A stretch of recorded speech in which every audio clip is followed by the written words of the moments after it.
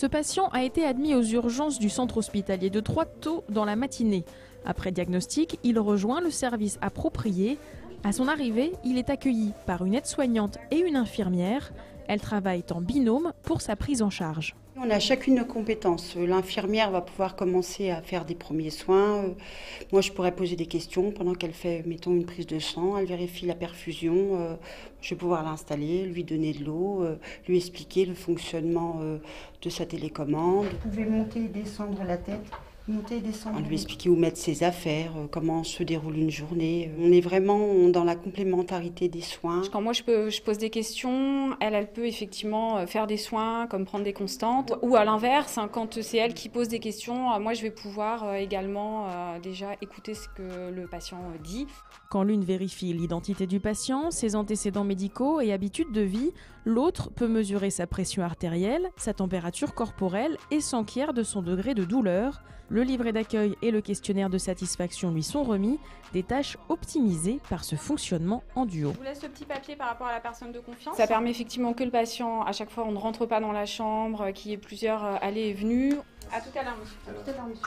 Durant la journée, plusieurs binômes se succèdent. À chaque changement, les deux équipes se rencontrent pour se transmettre les informations importantes sur le patient et discuter des tâches à effectuer. C'est une prise en charge globale du patient, donc il y a autant le côté infirmier que aide-soignant par rapport à l'autonomie du patient, s'il y a des surveillances particulières, l'évaluation de la douleur, c'est vraiment en binôme et l'avis de l'aide-soignante est aussi important que l'avis de l'infirmière. Le binôme de l'après-midi ajuste et planifie les soins nécessaires, un échange constructif entre l'infirmière et l'aide-soignante.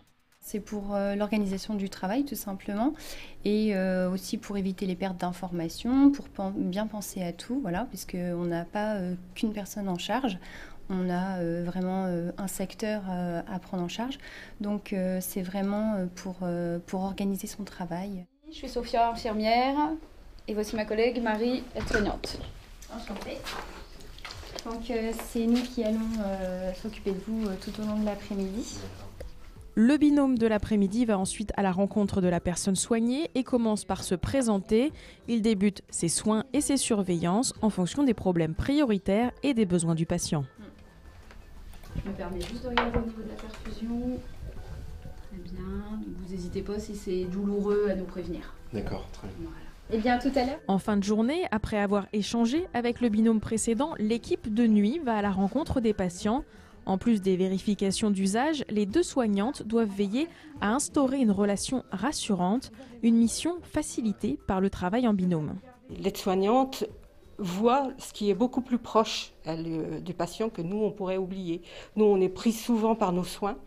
Et l'aide-soignante est plus en contact avec le patient. On travaille avec l'infirmière, donc elle nous écoute, elle est présente, elle nous rassure, elle est là quand le patient n'est pas bien, elle est tout de suite au chevet du patient. Le patient, lui, il est rassuré aussi parce qu'il a deux soignants à côté de lui. On se complète en fait. L'infirmière, elle fait ses soins techniques et nous, on est plus là à l'écoute et à le rassurer.